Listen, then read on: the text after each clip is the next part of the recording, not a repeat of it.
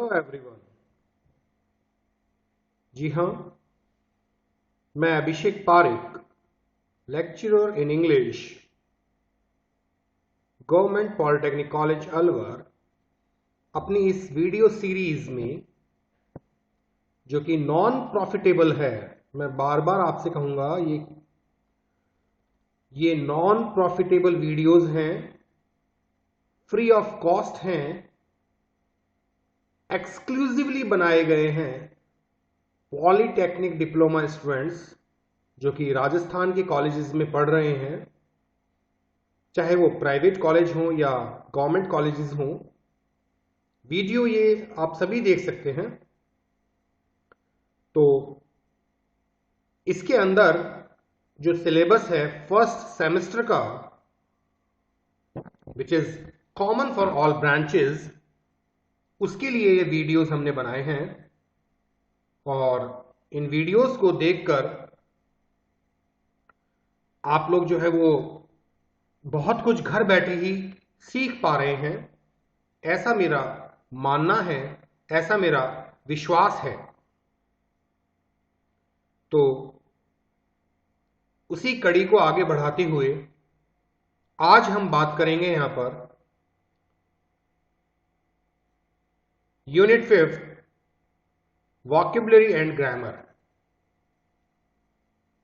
Unit number 5 vocabulary and grammar की, जिसके अंदर हमने correct forms of the verb, इसे टॉपिक नंबर 1.2 का नाम दिया है।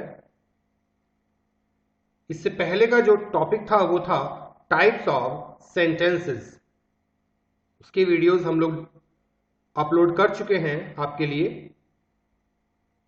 तो बात हम करेंगे यहां पर वर्ब यानी क्रिया, उसकी करेक्ट फॉर्म्स की। जैसा कि हमने पिछले वीडियो में आपको बताया था कि एक सेंटेंस के लिए दो पार्ट्स इंपॉर्टेंट होते हैं, one is subject, another is predicate. और इन दोनों इंपॉर्टेंट पार्ट्स में भी जो मोस्ट इंपॉर्टेंट पार्ट है वो है प्रेडिकेट, क्योंकि प्रेडिकेट के अंदर वर्ब मौजूद होती है।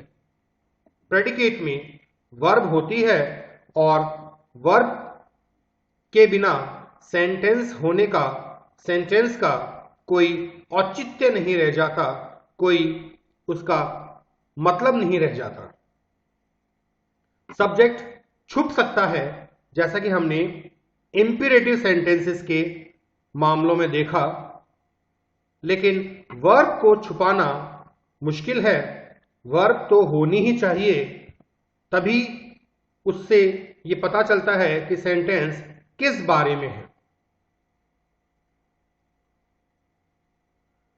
वर्ब को हमने हार्ट ऑफ द सेंटेंस भी कहा था, इसलिए वर्ब को हम और थोड़ा सा डिटेल में इस वीडियो के अंदर जानेंगे और ये पता करने की कोशिश करेंगे कि वर्ब जो है वो किस किस प्रकार से काम आती है और correct forms of the verb कैसे हमें पढ़नी है।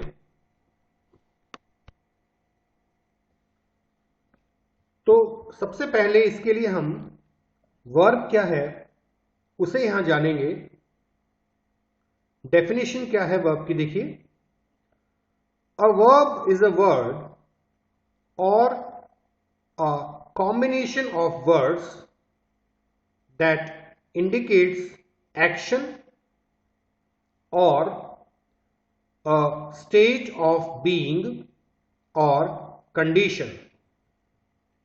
यानी क्रिया, वर्ब जो है वो एक शब्द हो सकता है,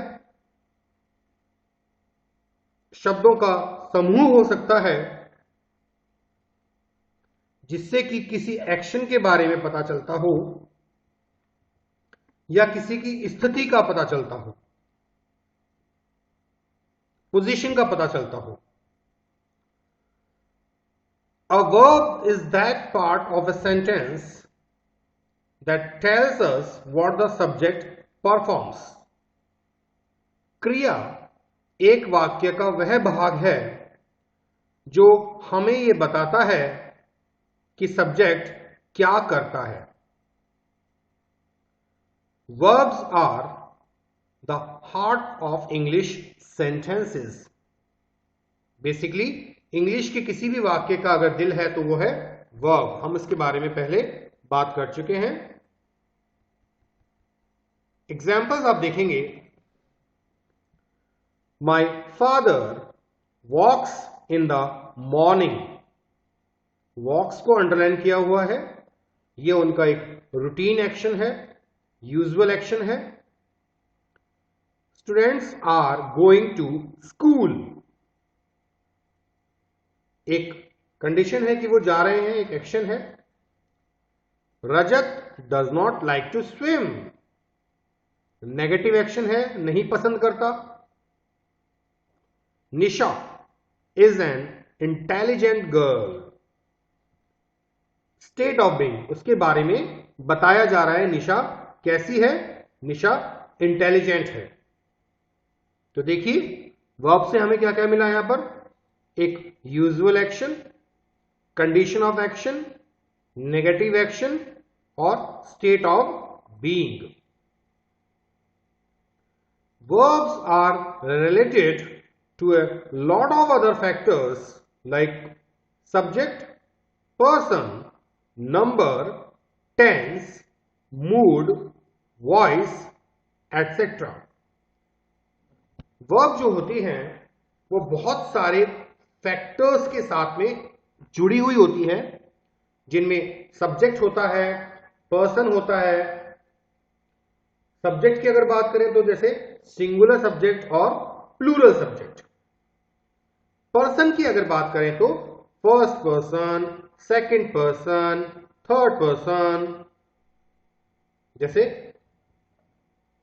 सिंगुलर सब्जेक्ट की बात की तो हमने बॉय, प्लूरल की बात की तो बॉयज। बॉय के साथ एस या ईएस वाली वर्ब लगेगी और बॉयज के साथ में बिना एस या ईएस की वर्ब लगेगी। Singular subject singular verb, plural subject plural verb. तो ये रिलेशन जो है ये भी आपको देखना चाहिए कि किस प्रकार का सब्जेक्ट है और उसके साथ में कैसी वर्ब आएगी। फिर हम पर्सन की बात करें, अगर आई है तो आई के साथ में है तो सिंगुलर, लेकिन ये क्योंकि एक्सेप्शन में आता है, अपवाद में आता है, इसलिए इसके साथ भी सिंगुलर वर्ब लग जाएगी। देन इसके साथ प्लूरल वर्ब लग जाएगी, आई गो। आई गोज नहीं कहेंगे, आई गो। ऐसे ही वी, ये फर्स्ट पर्सन प्लूरल है। यू, चाहे वो सिंगुलर हो चाहे वो प्लूरल हो, उसके साथ भी बिना एस या ईएस की वर्ब का प्रयोग होता है। You go to school by bus, चाहे मैं एक से बात करूं चाहे चार से बात करूं, वो यू सबके लिए है और उसके साथ में बिना एस या ईएस की वर्ब को हम यूज करेंगे। Then we have the number, भाई जो नंबर मैं यहां बता चुका हूं आपको पहले ही, singular plural. And then tense, present tense में अलग वर्ब है, पास्ट में अलग है, फ्यूचर में अलग है। मूड, किस प्रकार का सेंटेंस है, एबिलिटी को देखते हुए कैन लगा देंगे, विलिंगनेस को देखते हुए विल लगा देंगे, और फिर वॉइस। तो ये जितने भी पॉइंट्स यहां पर मैंने आपको बताए हैं उन सब में वर्ब्स को हम रिलेट कर सकते हैं। Then here we have basic forms of verbs. Basic forms grammar के अंदर जो टोटली हम कवर करते हैं जनरल वे में, वो 6 बेसिक फॉर्म्स हैं। उनमें से 4 को हम टेबुलर फॉर्म में पढ़ते आए हैं, यानी कि जो वर्ब फॉर्म्स जिनको हम बेसिकली कहते हैं। तो हम यहां देख लेते हैं एक बार। बेस फॉर्म या जिसे हम कहेंगे first form, children play in the field. Okay, example में प्ले को हमने अंडरलाइन किया हुआ है, तो ये बेस फॉर्म को हमने यहां अंडरलाइन कर दिया है। दूसरा जो होता है वो है फॉर्म इन्फिनेटिव। ये हमारी उस टेबल के अंदर नहीं होती, टेबल के अंदर इसको फिफ्थ फॉर्म के रूप में अक्सर दे दिया जाता है, बट इन्फिनेटिव हो गया टू प्लस वर्ब की first form. Tell them not to play, उन्हें कहो कि वो ना खेलें। इंपेरेटिव सेंटेंस है, सब्जेक्ट यहां नहीं दिया गया है, तो टू प्ले यहां पर इन्फिनेटिव हो गया, ये भी वर्ब का एक रूप हो गया, टू प्लस वर्ब की फर्स्ट फॉर्म। फिर होती है सेकंड फॉर्म, जिसे हम पास्ट फॉर्म बोलते हैं। दे प्लेड फुटबॉल यस्टरडे, तो प्लेड जो है यहां पर सेकंड फॉर्म है, पास्ट फॉर्म है। पास्ट पार्टिसिपल थर्ड फॉर्म आती है, परफेक्ट फॉर्म भी इसको कह सकते हैं। I have eaten a burger, खा चुका हूं, तो eaten eat first form, ate second form, eaten third form. और प्रेजेंट पार्टिसिपल, जिसे कुछ जगह पर फोर्थ फॉर्म भी मेंशन किया गया है, उसमें हम आईएनजी को लगाते हैं, यानी continuous. I saw them playing with him today, मैंने उन लोगों को उसके साथ खेलते हुए देखा था। देन जीरंड, जीरंड भी एक फॉर्म है जिसमें आईएनजी का रूप दिखता है, लेकिन बेसिकली वो एज अ नाउन यूज की जाती है। वो वर्ब जिसमें बेस फॉर्म में आईएनजी लगा दिया जाए और उसे नाउन के प्रकार सब्जेक्ट के रूप में या ऑब्जेक्ट के रूप में यूज किया जाए, तो वो जेरंड कहलाती है।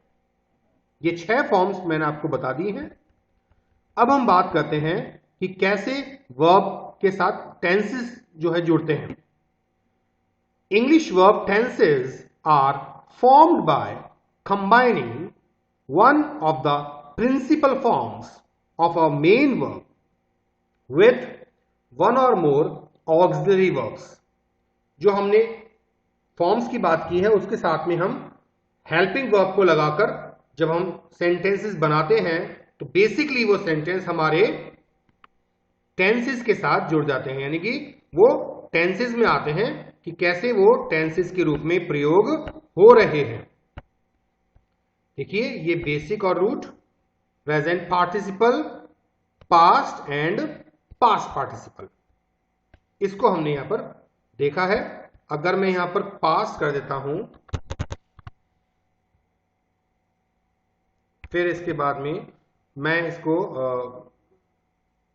पास्ट पार्टिसिपल को यहां डाल देता हूं,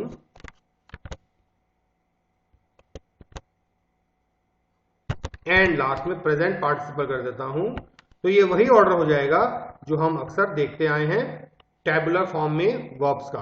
पहले बेसिक यानी कि रूट फर्स्ट फॉर्म, फिर पास्ट यानी कि ये आपके सामने सेकंड फॉर्म, फिर पास्ट पार्टिसिपल यानी कि थर्ड फॉर्म, और फिर लास्ट में प्रेजेंट पार्टिसिपल यानी कि फोर्थ फॉर्म आईएनजी वाली।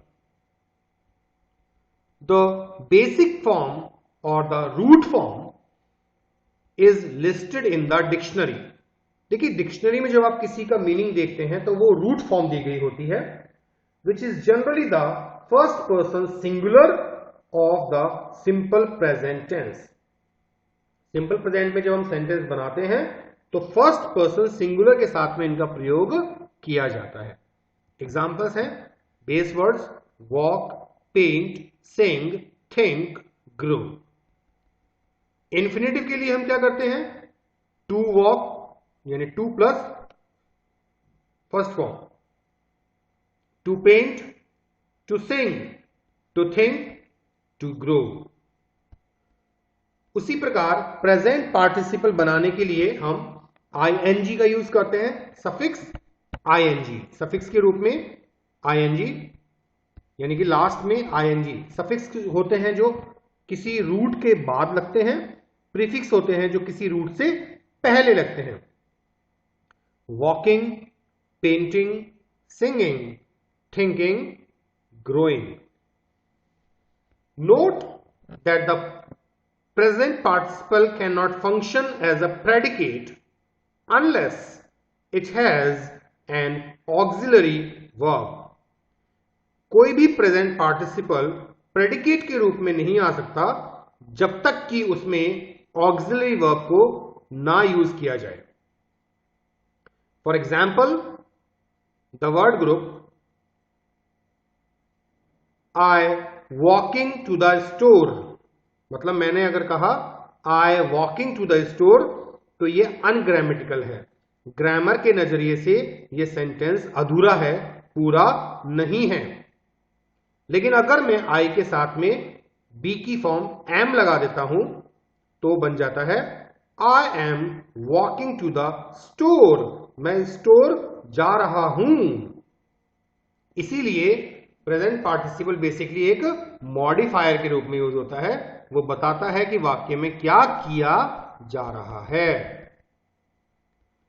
The past tense is little trickier. Past tense में थोड़ा सा चाहिए होता है, विचार करना होता है कि कैसे उसको यूज किया जाए. If the verb is regular और वीक, सिंपल यानी कि हम उसको वीक फॉर्म भी कहते हैं, एड ईडी, डी और T to the present form, तो हम उसे पास्ट बनाने के लिए प्रेजेंट फॉर्म में या तो ईडी लगाएंगे या बी लगाएंगे या फिर टी लगाएंगे. When a basic form ends in y, it is generally changed to I. In many cases, the terminal consonant is doubled before adding ed. कुछ स्पेलिंग में पहले वाले वर्ड को डबल कर दिया जाता है और उसके बाद ed लगाया जाता है. जैसे कुछ वर्ड्स आप जब देखते हैं तो यहां पहले हम ईडी की बात करें, वॉक्ड, पेंटेड, ये दोनों वर्ड में हमने ईडी लगा दिया, ये वीक वर्ब हो गए. लेकिन कुछ ऐसे होते हैं जिनकी रूप अलग होते हैं. सेकंड फॉर्म की हम बात कर रहे हैं यहां पर. पास्ट टेंस का मतलब second form. Walk, walked, walked, paint, painted, painted, तीनों देख लिया आपने. उसमें जो सेकंड फॉर्म है बीच वाली, उसकी हम यहां पर बात कर रहे हैं. ऐसे ही सिंग जो है वो स्ट्रॉन्ग वर्ब है या इरेगुलर वर्ब है, तो उसका जो फॉर्म होगा वो सैंग कहलाएगा. सिंग, सैंग, संग. अब देखिए, थिंक, थॉट, थॉट, ग्रू, तो ये हो गया ग्रो, ग्रू, ग्रोन. अब यहां पर हमने दे दिया है एग्जांपल. अब हम बात करते हैं पास्ट पार्टिसिपल की, यानी कि थर्ड फॉर्म की. वॉक्ड, पेंटेड, संग. पहली फॉर्म होती है सिंग, दूसरी होती है सैंग और तीसरी हो गई संग. थॉट के बारे में बात करें तो थिंक, थॉट, थॉट. लेकिन ग्रोन अगर है तो ग्रो, ग्रू, ग्रोन. अब हम बात करते हैं यहां पर इर्रेगुलर वर्ब्स की. तो इर्रेगुलर वर्ब्स जो हम बता रहे हैं उनमें हम ईडी या टी नहीं जोड़ते, बल्कि उनकी नई रूप हमें देखने को मिलती है. जैसे ब्रेक का ब्रेक, ब्रोक, ब्रोकन, टेक, टुक, टेकन, ईट, एट, ईटन. इस तरह से हम बात कर रहे हैं, तो वो कहलाती हैं हमारी इर्रेगुलर वर्ब्स. आज के इस वीडियो में इतना ही. आप लोग वर्ब फॉर्म को अवश्य प्रैक्टिस करें, जरूर प्रैक्टिस करें, वरना आपको टेंस संबंधी जितने भी क्वेश्चंस हैं उन्हें हल करने में बहुत दिक्कत आएगी. चाहे वो पैसिव फॉर्म बनाने हो, चाहे वो आपको डायरेक्ट इनडायरेक्ट में काम में लेने हो. जब तक आपको वर्ब की फॉर्म्स नहीं याद होंगी, तब तक आप सेंटेंसेस को प्रॉपर ट्रांसफॉर्म नहीं कर पाएंगे, बदल नहीं पाएंगे. इसलिए वर्ब फॉर्म्स को ऐसे याद करो जैसे गणित में आपने पहाड़े याद किए हो. जस्ट लाइक टेबल्स, ऐसे ही आप इनको भी अच्छी बुक लेकर उसमें ग्रामर की कोई अच्छी बुक आप लेंगे तो वहां पर आपको वह फॉर्म्स दी गई होंगी, आप उन्हें याद करें और लगातार उन्हें प्रैक्टिस करते रहें, सेंटेंस में उनका प्रयोग करके देखें, तो आप कभी भी उन्हें भूलेंगे नहीं। इस वीडियो को देखने के लिए थैंक यू सो मच। हालांकि थैंक यू मुझे देना नहीं चाहिए as a teacher, but as a courtesy कि आप लोग इतना कर रहे हैं, कोशिश कर रहे हैं। Thank you so much for watching these videos. Like करना ना भूलें, सब्सक्राइब जरूर कर लें और बेल आइकन को प्रेस करना ना भूलें। आप घंटी बजाएंगे तो ये आपके मेल बॉक्स पे घंटी बजेगी कि आपको एक नया वीडियो रिसीव हुआ है, एक नया वीडियो सर ने अपलोड किया है, जिससे कि आप उसे डे 1 पर ही देख सकते हैं, पहले ही दिन आप उसे देखकर लाभ उठा सकते हैं। Thank you so much, love you all, take care.